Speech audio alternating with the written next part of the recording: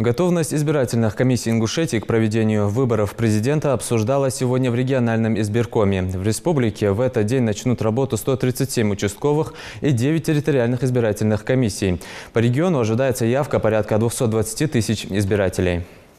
Готовность избирательных комиссий к проведению выборов президента страны – главная тема итогового совещания регионального избиркома. Начальники всех ТИКов отчитываются о состоянии пунктов проведения выборов и их оснащенностью техническим оборудованием. В Малгобеке в общей сложности 21 участок. Все они оборудованы металлодетекторами, исправность которых уже проверили. Такая же ситуация и на других участках. К проведению выборов они готовы, отмечает председатель избиркома. Мы с вами период подготовки прошли на достойном уровне.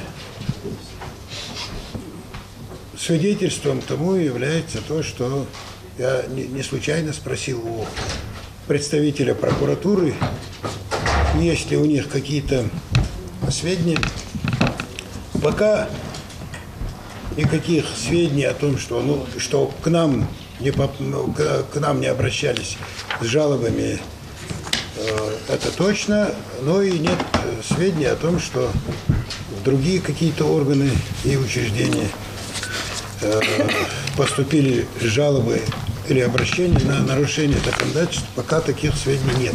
Чтобы избежать спорных моментов во время проведения выборов, все избирательные участки Ингушетии оборудованы камерами видеонаблюдения, которые будут транслировать в высоком разрешении весь ход голосования. Одна камера направлена на урну, куда опускают бюллетени, а другая на общий фон. Наблюдать за голосованием онлайн может любой желающий на сайте, который заработает только 18 марта. Ссылку на него можно найти на официальном сайте ЦИК России. А вот чтобы отключение электроэнергии или сбой связи в помещениях не могли сорвать видеотрансляцию, в каждом пункте голосования оборудован специальный комплекс средств автоматизации, который так и называется «Выборы». Система работает и в резервном режиме, поэтому даже в случае отключения электроэнергии или сбоев связи в помещениях камеры видеонаблюдения не отключатся. Я уже наблюдал по этим данным с территориальной комиссии, что проводится в участковых комиссиях.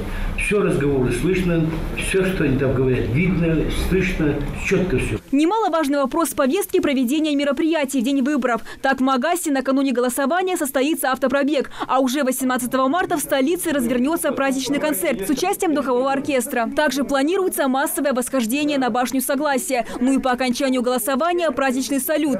А вот для тех, кому в день выборов исполнится 18 лет или кто отправится на избирательный участок прямо после бракосочетания, подготовили подарки. Во всех территориальных участках уже собраны заявления лиц, попадающих под категории. Только в Сунжском районе их свыше 500 человек. 455 впервые избирателей, 42 человека от 90 до 100, 575 не так, 96 из 97 есть. От 90 до 100. Тоже не слабо. Да. Троицкая по улице Шестка, одна девочка, 18 лет, день рождения, и 575 по зрению, по коляскам, по протезам. 500. В течение всего дня голосования территориальные избирательные комиссии будут передавать в Главный избирком Ингушетии информацию о ходе голосования по телефону. Так уже создан оперативный штаб, полномочия которого входит сообщать и о нестандартных ситуациях на участке. К примеру, проверки сведений об избирателях, не включенных в список голосующих по месту нахождения. В таких случаях ответственные лица будут выезжать на места в избиркомы. Альмина Бокова, Адам Далаков, Новости 24.